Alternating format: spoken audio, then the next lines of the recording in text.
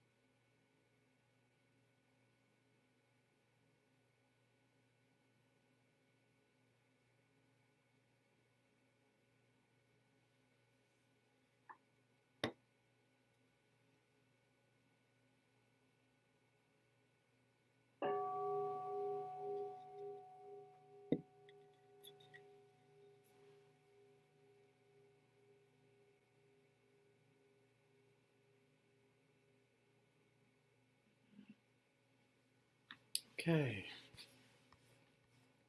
So bring yourself back to this particular moment, this gathering.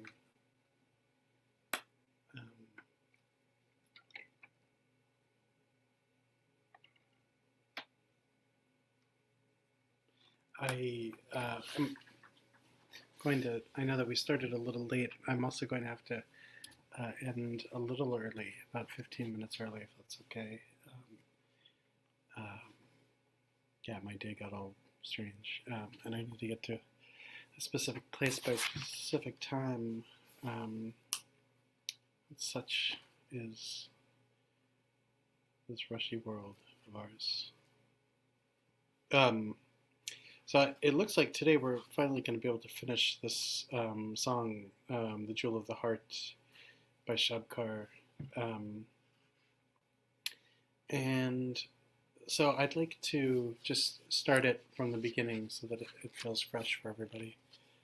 So again, allow yourself to sit as comfortably as you can, and as I read this, allow the sound to hit your ear and for whatever reaction to end up happening, such that it is able to sink deeply in and perhaps be resonant. So, Namo Guru Prabhakare. Lord Drukpa, embodiment of all the unfailing objects of refuge, now and always I supplicate you. If you want to create some dharmic patterns, I shall now speak a few sincere words as a dharma link. In general, it is only now that we obtain a human body. In particular, it is extremely rare to receive the threefold precepts. If we don't endeavor in the correct dharma practice at this time when we have obtained a human body, it will be hard to find such a body in the future. Practice, therefore, now prostrations and circumambulation.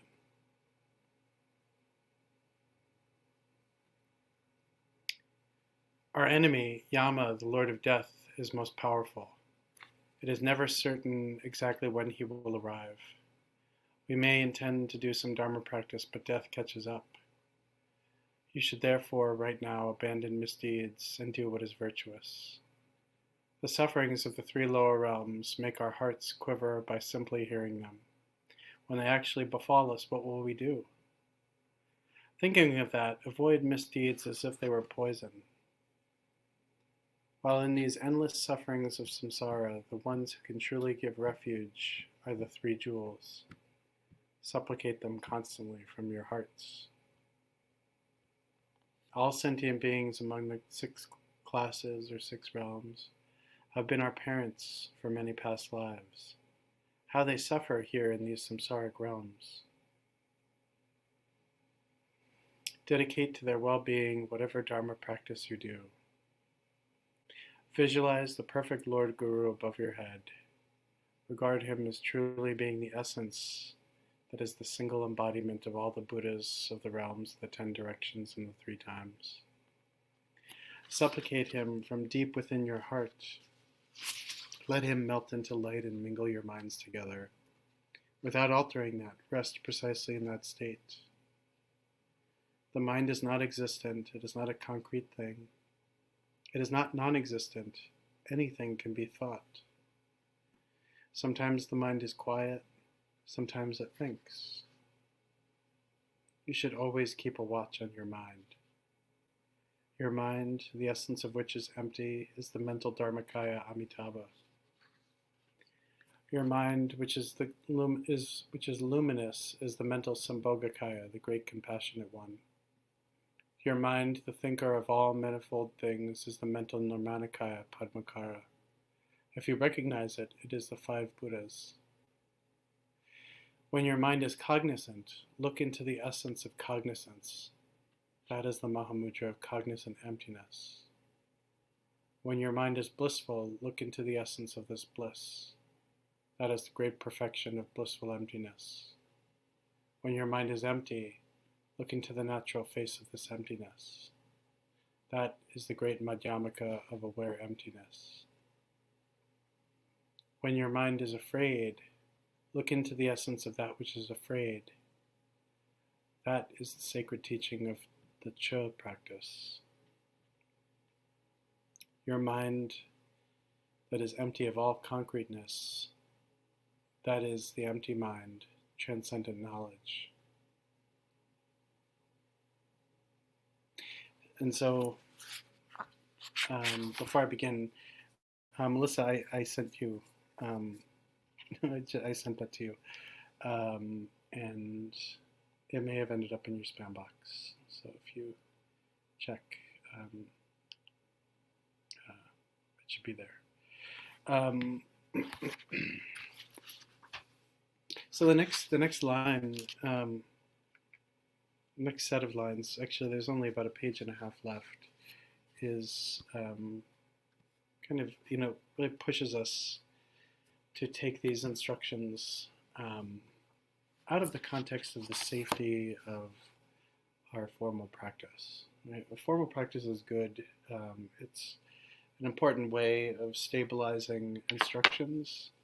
So, in kind of my Dharma practice or style of practice, when I go to meet with my teachers, I'll receive instruction from them, and then the receiving of the instruction is an important thing, but then actually practicing the instructions to be able to have experience with the instructions is the next part. So formal Dharma practice is very important as a way of being able to explore what the instructions mean. Right? So when we practice, what happens? And then what happens after that? And then what happens after that? And as we go deep, how does the practice develop? What is the kind of tonality of the practice? So formal sessions are good as a way of allowing ourselves to kind of anchor ourselves into the experience of the practice. And then short periods of retreat are good as well for that same purpose. So, whether it's a weekend retreat or a week-long retreat, you don't necessarily need a lot of time. A week is actually quite a nice amount of time to be able to go deep with a set of instructions. But then, of course, once we have some familiarity, then there's a lot to be gained by taking these instructions off of the cushion and into the world. And this is one of the reasons why this is important, is so that we can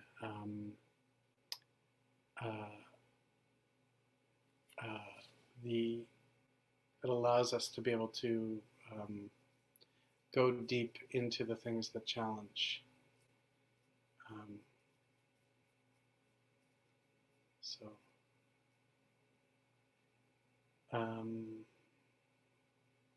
Yeah. So,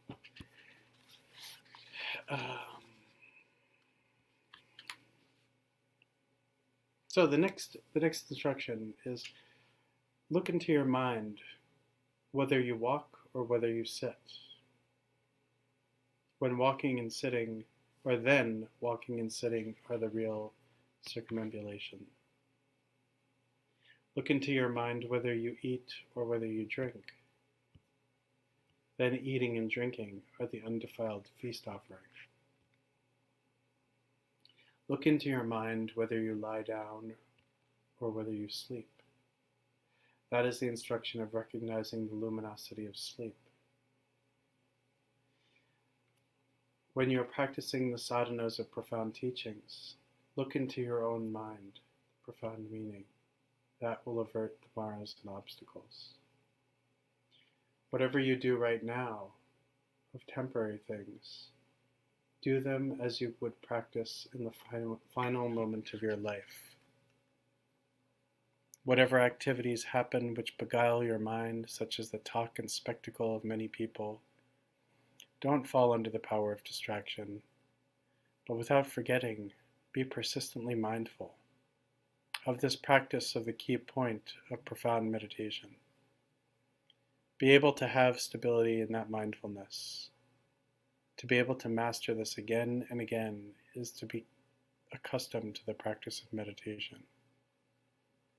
Again, to be able to master this again and again is to be accustomed to the practice of meditation. So Shabkar, I mean, this isn't necessarily very radical, but it's a very nice reminder. Look into your mind whether you walk or whether you sit, right? And so we can extend this, right? Walk, sit, whatever activity we're doing, to look into the nature of mind, right? So whether or not we're, kind of scrolling news apps, or taking a walk down the street, or about to settle into a nap, or about to arise from a nap, whether we're in an argument with somebody, or whether we're in, the intimate embrace with somebody, to look into the nature of mind, right? To not stop.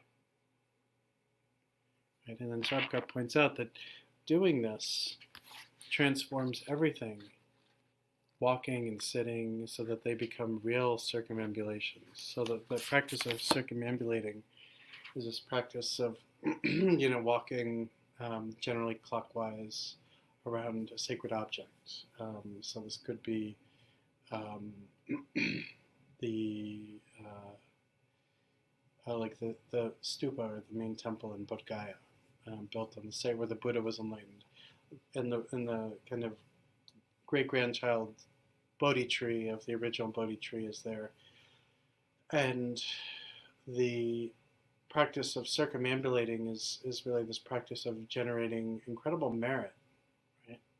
So people circumambulate that structure. They circumambulate temples. I like to circumambulate Gyaltsen Rinpoche's monastery when he's there, even when he's not there. Rumtek.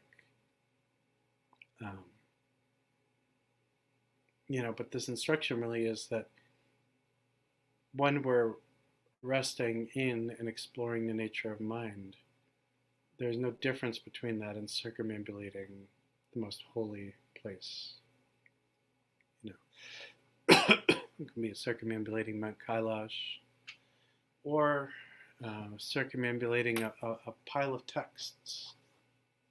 There was once somebody who used to come to New York Super Gosha Dharma Center, the Dharma Center I ran for Gyaltsen Rinpoche in Brooklyn, and I would stack up all of the tantras and sadhanas and related commentaries that Marpa brought back from India to Tibet, and this person would spend hours just circumambulating. That is a way of generating merit and connection.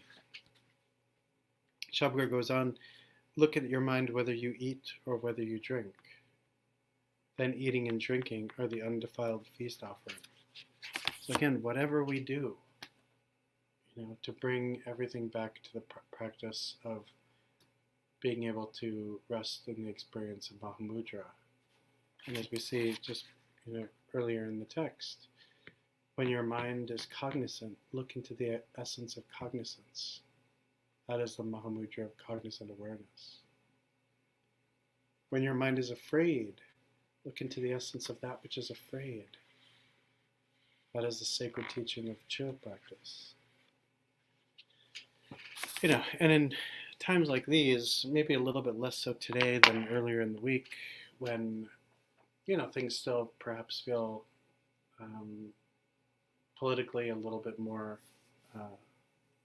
still a little uncertain. When we're feeling uncertainty, when we're kind of, going through the experience of something along the lines of kind of doom scrolling everything we meet, right? Looking for how screwed up everything is, right? Not being able to orient around the fact that things are not only negative. Then let's look into the experience of mind when all we see is horror, or all we see is all we experience is fear or anxiety. Right? Where is mind in that experience? And if we can't do that, then, we're going to naturally be less stable. We're going to naturally be more affected by things. And so a good amount of what Shabkar is talking about is go deep in your practice, but don't do it because you're a nerd, and don't do it because, you are, basically a goody two-shoes. Do it because you care about yourself. You do it because this is how we care and take responsibility for our minds. Our habits, and our kind of constant reactivity. It doesn't really matter necessarily, I think, so much what one's political views are. But if we are caught in this kind of constant, tumultuous flow of reactive chaos, we're suffering. Right? So there are liberals who are suffering, there are conservatives who are suffering, there are socialists who are suffering, and there are fascists who are suffering, all because they've completely let go of their ability to recognize the continuity of the nature of mind within the experience of everything that they're feeling or thinking or what they align with their values. Look at your mind whether you lie down or whether you sleep. That is the instruction of recognizing the luminosity of sleep. So people will make, a big deal out of practices like dream yoga and things like that. But really, all dream yoga is the practice of Mahamudra with respect to appearance, and the practice of Mahamudra with respect to transitioning into the state of sleep and trying to maintain awareness at that point as well. So at the end of the day, this song really kind of gets to how we can bring everything back to just one singular, experience.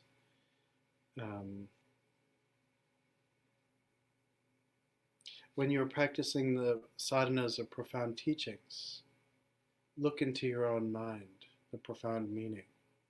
That will avert the maras and obstacles.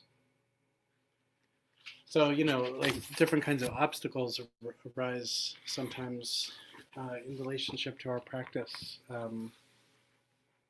Sometimes we get too literal about things, or we kind of forget that we place too much emphasis and effort sometimes on materiality. Right? We place a lot of emphasis on, spiritual clothing. So we dress like yogis or yoginis. We place a lot of emphasis on religious art. Yes, it's inspiring, but it also becomes this kind of problem when we become obsessed with it, right? Or when we think that if I don't have that, right? If what I'm experiencing, like what I have in my daily life, if that doesn't reflect my love of Dharma, then somehow I'm less than. All of the ways that we kind of get wrapped up in this, spiritual materialism needs to be confronted. And the best way to confront spiritual materialism or spiritual bypassing or moral injury or any of these things is to stop and look at the nature of mind. It's to be able to let go of all of the kind of sacred cow like obsessions that we have with things being good and things being peaceful and things looking like a Dharma center and smelling like a Dharma center, and all this stuff is really unnecessary, and it creates obstacles. This kind of addiction or attachment is a significant obstacle. And so even while we're practicing the sadhanas of profound teachings, it's possible to be engaging in a lot of, you know, not good practice because we're not able to rest in the nature of mind. And then Shabkar says, whatever you do right now of temporary things, right? So all that is fleeting, right? Everything that's fleeting. Do them as you would your own practice in the final moments of death. You know, the final moments of your life. Right? So, like, think of how mindless we were earlier in the day, just doing stuff. Like, and while we were just doing stuff, like, it's not that we were just doing in the kind of Zen way of just, just simple doing. There's probably a lot of mindlessness, right? A lot of lack of mindfulness. And so, can we begin to hone our awareness practice to be able to bring everything to every moment as if it's our last act?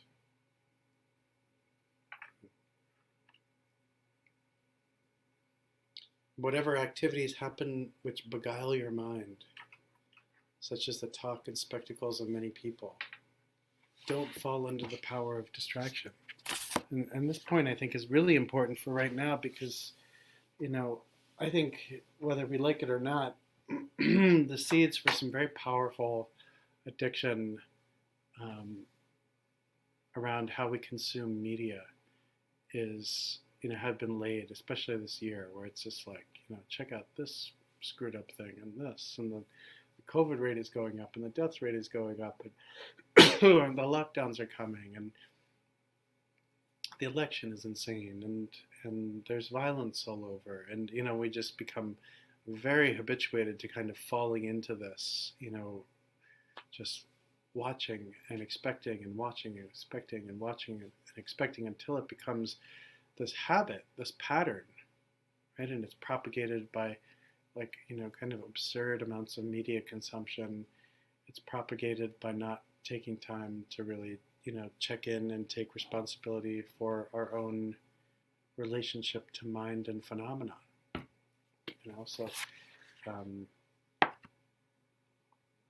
So whatever activities happen which beguile your mind, such as the talk and spectacles of many people, all these like talking heads and weird threatening politicians who are, just want to do whatever they want to do. This point is so important. Don't fall under the power of distraction. So take time to reel yourself in. Learn how to modulate your experience. Right? So you can say, wow, man, this is kind of messed up. Like, I don't need to keep doom scrolling. Like, I don't need to see what the latest COVID death rate is.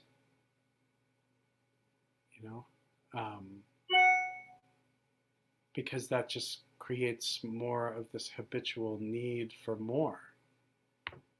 Let it go. Take, control. Allow oneself the agency to be able to take responsibility for your mind. So yeah, I spent some time a couple of weeks ago thinking about a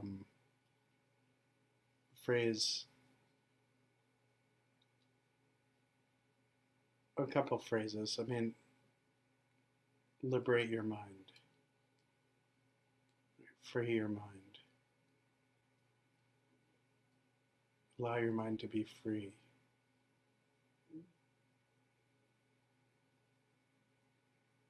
We can't do that if we can't recognize our patterning. Recognizing our patterning is really important. Recognizing how we kind of cycle. If we don't pay attention to that, that is kind of a little bit of a bypass, right? It's not a spiritual bypass. It's bypassing, a very fundamentally important step in our practice. We don't necessarily experience realization because we want to skip some steps. It's important to recognize how I allow myself to suffer by not challenging my practice.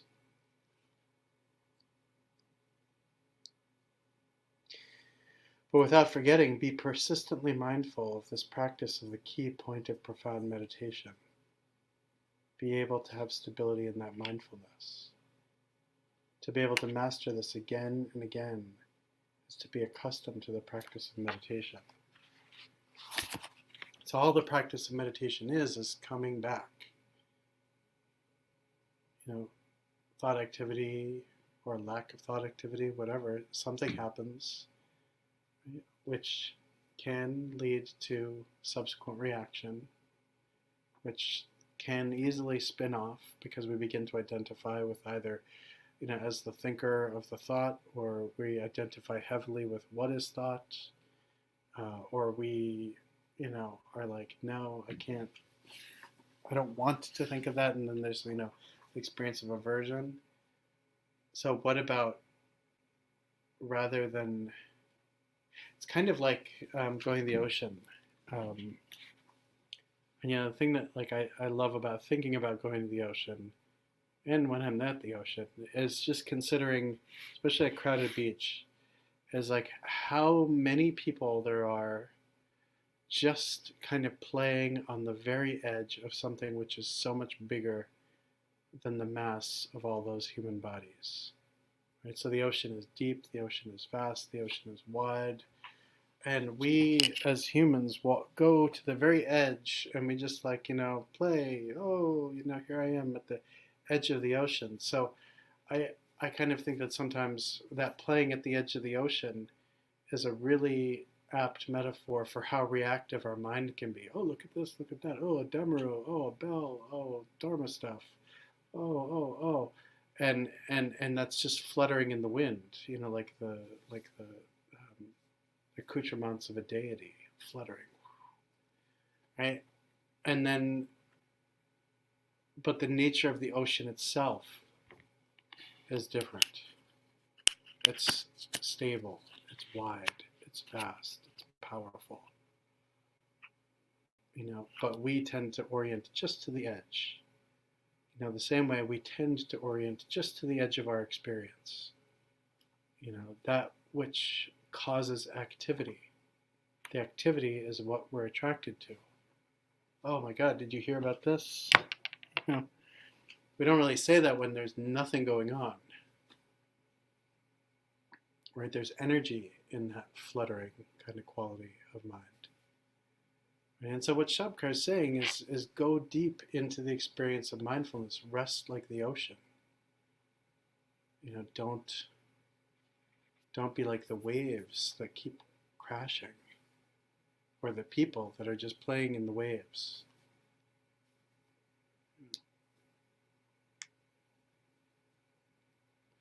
So Payne writes, can you maybe talk a little bit about the difference between looking and recognizing, especially looking without contriving it? Sometimes it feels like the looking is just adding a facade to the mind instead of really looking.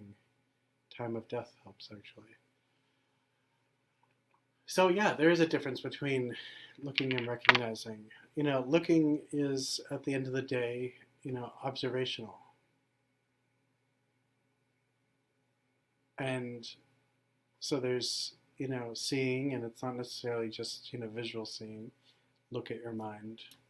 Right? It's just like, look, take the temperature. It's kind of tends to be a little bit quick, tends to be potentially much more surface. How does it look immediately? Oh, it immediately looks intense, right? Recognize is really what awareness is. This ability to know, to experience deeply, right? To have a felt sense of the nature of mind. So looking, so we can look at our mind. Oh, I appear to be distracted because shit is like flying around in my head, right? Recognizing distraction is different, right? To recognize distraction is to be able to experience distraction and to be able to get a much better sense or a much better read of the nature of distraction, but then also the fact that distraction arises out of the same mind which is primordially pure and perfect. So therefore, distraction may not necessarily be as bad as we think. So recognizing is much more related to the cultivation or the resting of or in awareness.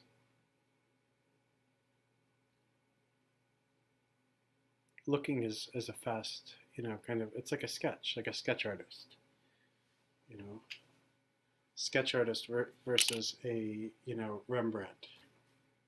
The Rembrandt, you get into not only the the tonality of the emotion of the person that's being painted, but you also get into the kind of vicissitudes around, how hair is experienced, skin is experienced, eyes, right? There's a capturing, or almost a transference of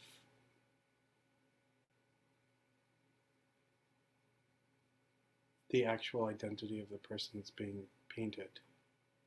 I don't know if that's helpful.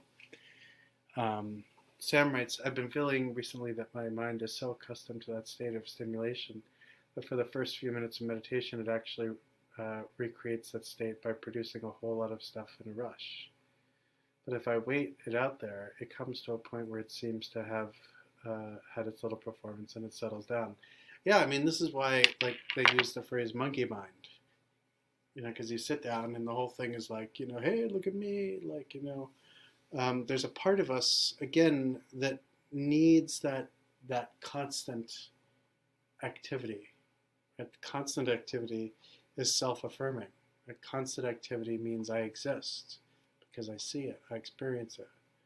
Constant activity gives us a sense of meaning because, again, we're relating to that which is moving, that which is,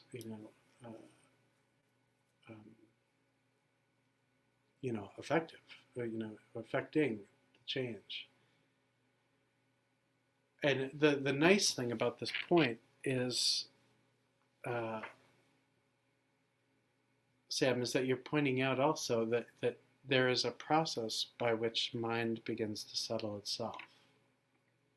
Right? It might not necessarily feel in a short session that it goes from, attention seeking, which is basically what it is. It's like like a narcissistic teenager, to settling down into its own nature.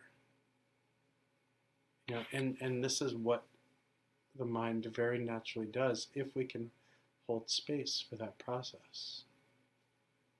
And holding space for that process, though, means dropping everything and letting go. The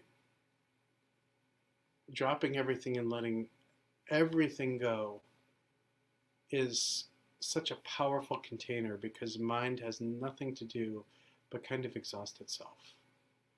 Blah, blah, blah, hey, check me out, this is, and then just be with it, be with it, be with it, be with it, be with it. And it begins, the experience changes. It's not necessarily that the mind changes, though.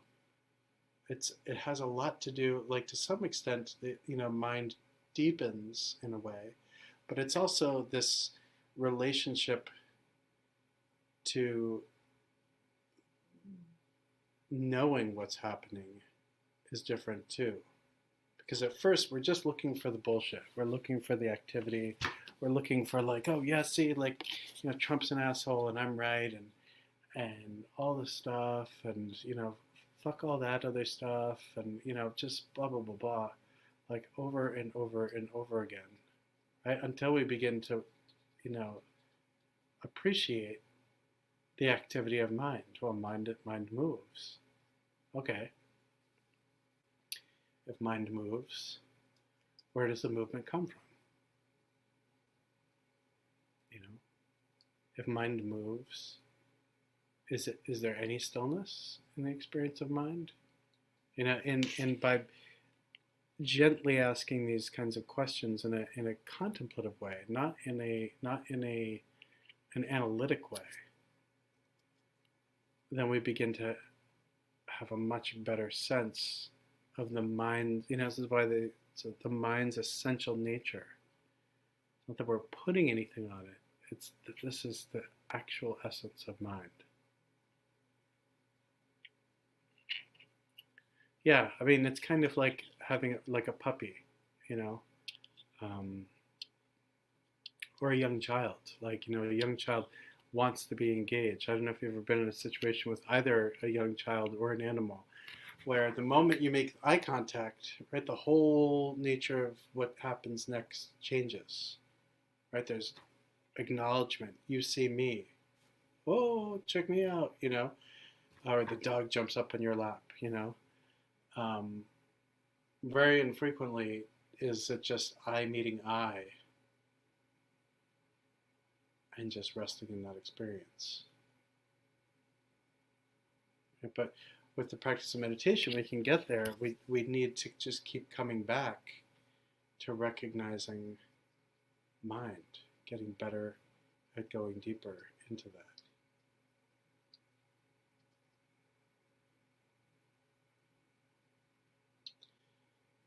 And so pain writes, if I say to myself I'm about to die, it cuts off some of that activity drive. Yeah, I mean, death is, it shuts people up. Like I used to, when I worked in the hospice, and we'd go to like dinner parties, and people would be like, oh man, tell me about your work. And be like, oh, no, you don't want me to. And they'd be like, no, seriously, like, okay, fine, I'll talk about it. And then like it just shuts everyone up. Because that's what death does, right? Like we become a little scared, on some level. There's a stark reaction to the cessation of self that is hard, which is why Cho is such an important practice, because we visualize ourselves getting chopped up. In some practices we go quite deep and viscerally into this image of, taking, the one's spinal cord and using it as like the stick part of an umbrella, and that the umbrella is made out of brain casing, and we're, it's like a, parasol, an auspicious parasol. So really kind of getting into that has this profound ability to allow us to cut through fear. And the biggest thing that we fear is non-existence. So Melissa writes, you've said that Mahamudra is at once a view, path, and fruition. Read Taisattu Rinpoche's commentary on Third Karmapa's Mahamudra aspiration prayer, that we need to purify emotional defilements and conceptual obscuration.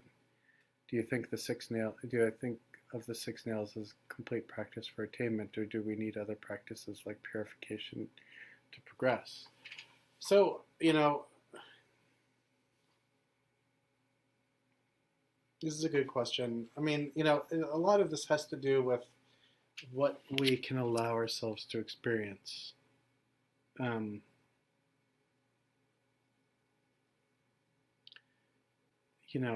do think that there's not one kosher way to practice this.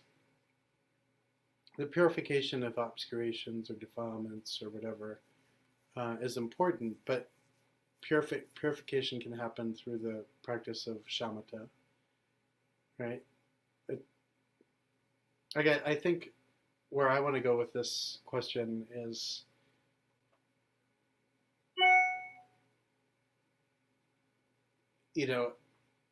I've been reading a little bit about this. I mean, I guess for a long time, but this kind of tension around the argument of sudden versus gradual enlightenment, and whether so a preference arose in Tibet, um, preferencing gradual, right? Preferencing this more methodical path, which is okay. There's nothing technically wrong with that. But it's not the only way, right? So I think the six nails as a standalone practice could be the only thing that one needs. And there are those people for whom engagement in the entire breadth of a religious tradition need to go through practicing Chinrezi, need to go through practicing Tara, need to go through practicing Lojong, need to go through all of the stuff, right? Because for them, this progressive kind of, supportive, compassionate purification, removing obstacles, allows us to kind of, arise into the experience much more, maybe much more predictably. Right? But the thing is that's all about technique, right? Like the Buddha nature is our fundamental root essence, right? We are fundamentally awakened. And so we can rest into that experience, or we can gradually approach that experience. I don't think there's not very much point in getting into conversations around one being better than the other, because they're really different. And so I think it depends to some extent on the person and their relative comfort level. And, karma. Like, some people can't see, and I actually wrote about this in Monotantric Buddhism. Ani Zangma told me this story. Her main teacher was previous Kala Rinpoche, and she told me at one point about this person who kept coming to see Kala Rinpoche on an annual basis for pointing out instructions. And Kala Rinpoche would give the pointing out instructions, and like no experience really arose for the individual. Right? So like nothing happened. So I'd come back the next year, pointing out instructions. Everyone would be like, "Oh, Rinpoche's getting pointing out instructions to this person again," and boom, nothing happens. And so I think it's safe to say that in that particular situation, there just really wasn't the karma for this person to be able to recognize the mind's essential nature in that more sudden way. Now, another story she told me about Kala Rinpoche was that apparently that there was this day where he sat up and he told his attendants, please go down to Siliguri, so like where the railhead is, and there's a businessman who's going to be coming. He's going to be in like, the third car. He's going to be dressed like, this, like X, Y, or Z. When he gets off the train, it's imperative that you bring him up to Sonata, where his monastery was. So it's like 2.5 hour Jeep ride from Siliguri. So they do it, and they bring this guy, and he gives this guy an empowerment and some instructions. He wasn't there for Dharma at all, and then sends him off. So Kala Rinpoche knew that this person needed something that they perhaps didn't know they needed. But anyway, all of this is to say that again, falling into this kind of like set of comparisons between sudden and gradual is still falling into a dualistic perspective. Right? I think the thing that's most important is kind of having the ability to recognize within ourselves where are we aligned, like what we align to, right? And recognize that I align this way, my teacher, is in alignment in the same way. I don't need to worry about, this other stuff. Because otherwise we'll worry about, I actually kind of gets right back to this other point. When you're practicing the sadhanas of profound teachings, look into your own mind, the profound meaning. That will avert the maras and obstacles. So the question becomes, how could there possibly be maras or obstacles if you're practicing profound sadhana? Well, you can be practicing profound sadhana with a view that is lesser, and that practice ends up being lesser. Or you can practice prostrations with the view of Mahamudra, and those prostrations become liberatory.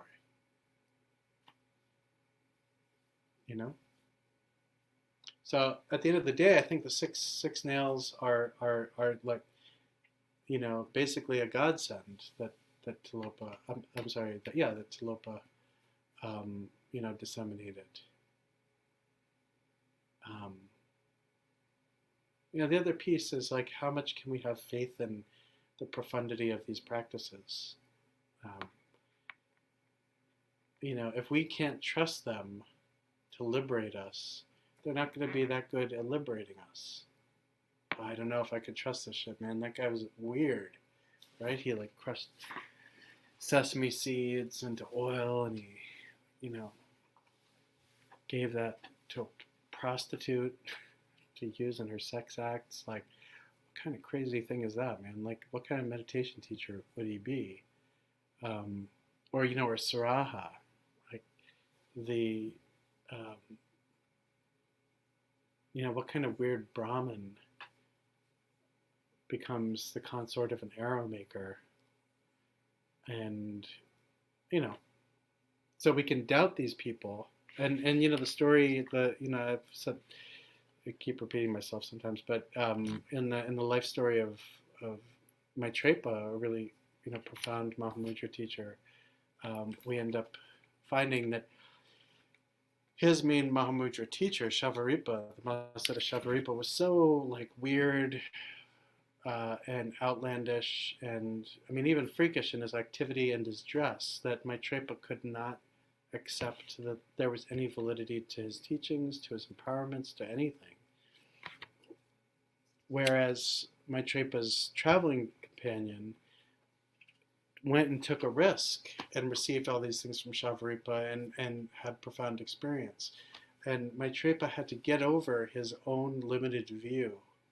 And once he was able to, it was really, there's this expression, the mother meeting the son. It was this kind of like automatic coming together, right? But Maitrepa had to rid himself of this limited perspective, right? And so then for us, how do we rid ourselves of limited perspectives? Like, we can do this progressively, right? Through practices that are meant to purify. And there's, again, nothing wrong with that. Or we can, as Maitrepa did, kind of go through these series of incredibly disturbing experiences, which kind of jarred him and shocked him into this like recognition that, like, look what I'm doing. Look what I'm doing. Look how I'm projecting onto this person. Of course I can't understand that there's anything holy about him. I'm not letting that happen. And so this is why, the Mahamudra tradition is often considered or described as a tradition of devotion. And the devotion, it's like a terrible, terrible word for people. because nobody likes to be devoted to anybody. Nobody trusts anybody. Everybody is scared of power and scared of the power that other people may have over us when we have devotion with respect to these individuals.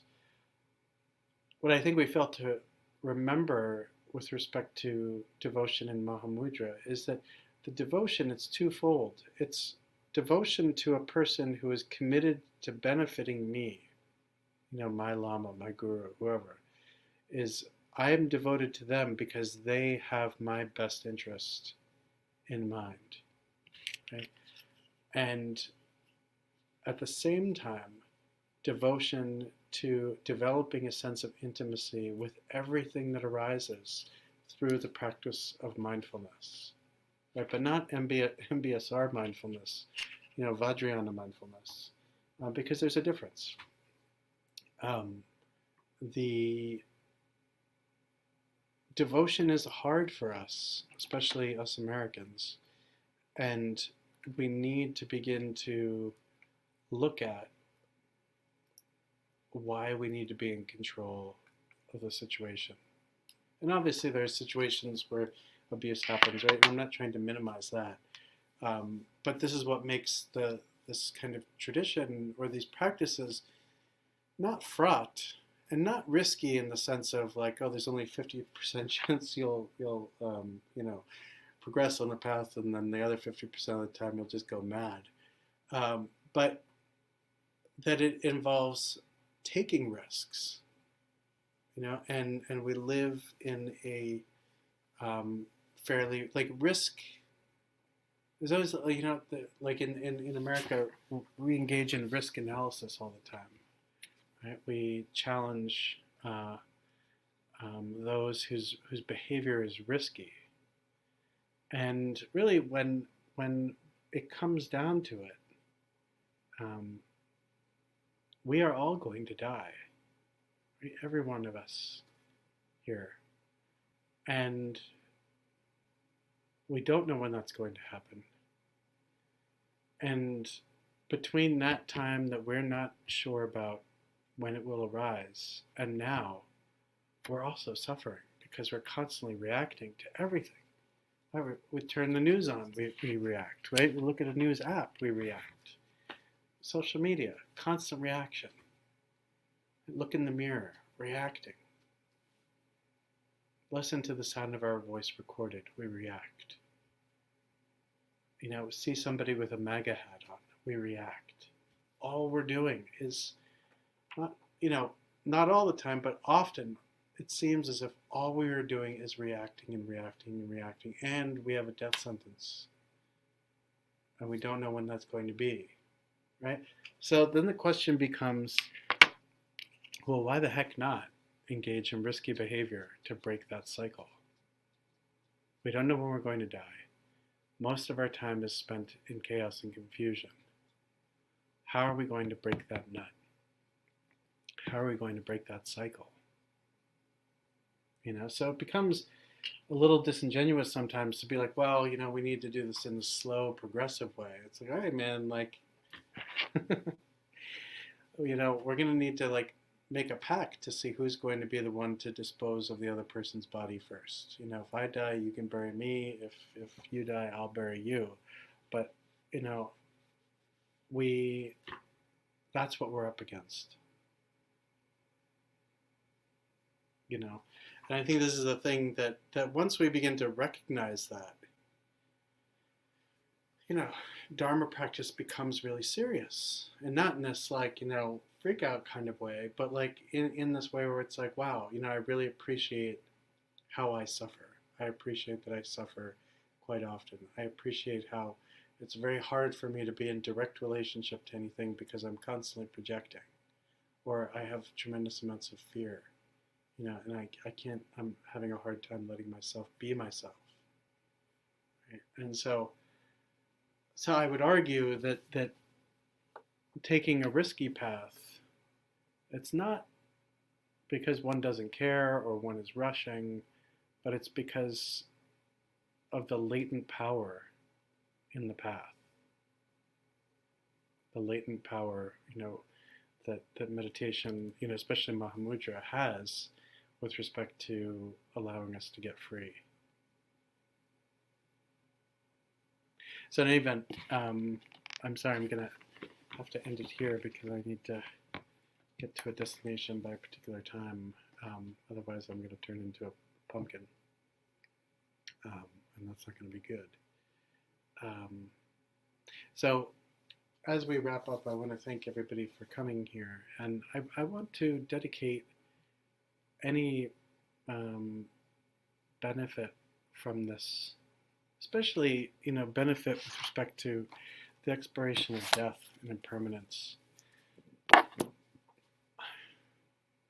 May all beings have the ability to understand the limited time that they have on this planet or in this life. And may this allow all beings the ability to recognize the preciousness of this moment, this one moment, right? The sound hitting ear. May we not waste time. May we free ourselves from cycling in and out of doom scrolling, distraction. May we take responsibility for our practice, not because we need to be responsible, but because we want to become liberated, we want to be free. And may all beings be free. May your practice be deep and vast. And may we live long enough to meet one more time. Thank you.